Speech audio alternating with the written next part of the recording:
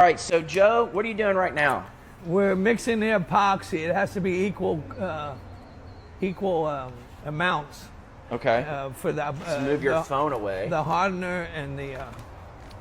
So the epoxy comes in 2 separate bottles. Yeah. They mix it together 50-50, and then they have to spread it on really quickly. So we were fortunate enough to be here as Joe is working on the process.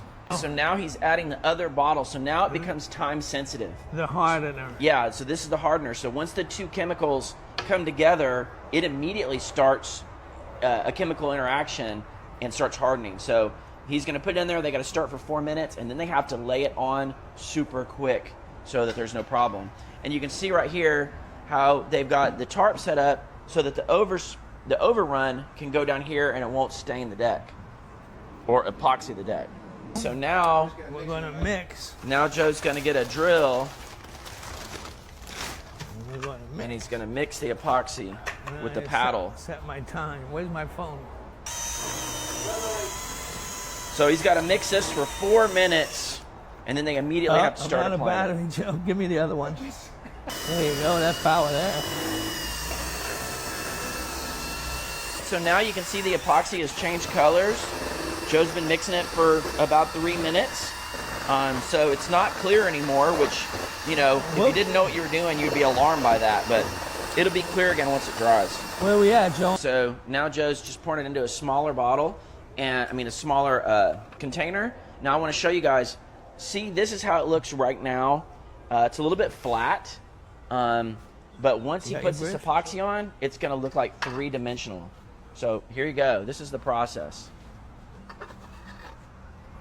So they're laying it out, and then Joey is already painting it on, and then he has a scraper too. Let me get it close to the edges first. Yeah, go all the way to the edges. Try not to waste more product than you have to. So I guess he'll push it to the edge, and then Joe will come along with the paintbrush and get the sides. Yeah, he's got to stipple it to activate it. Stipple it? What is that? He'll show you right there, Oh. like that. And once he does that, then he's going to do that whole thing, and then we'll get the sides. So you're going to have to stipple it all the way around? Yeah. Oh my gosh. And then once that's done, we got to get the heat gun, and we blow all the bubbles out. So it's not just a one step. It's like no, it's a couple of steps.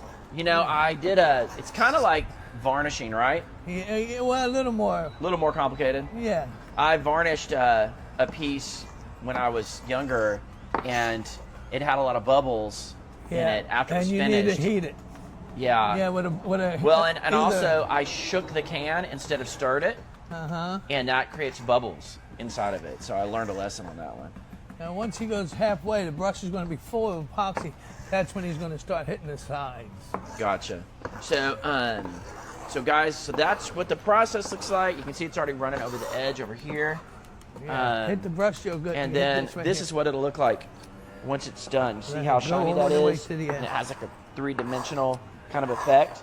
So remember, if you are interested in getting a custom piece like this, you can give Joe Kenney a call. He'll come out, consult with you, design it, and then paint you a beautiful, unique custom piece for your home.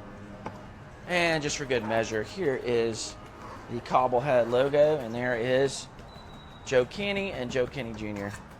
working, as usual, getting things done.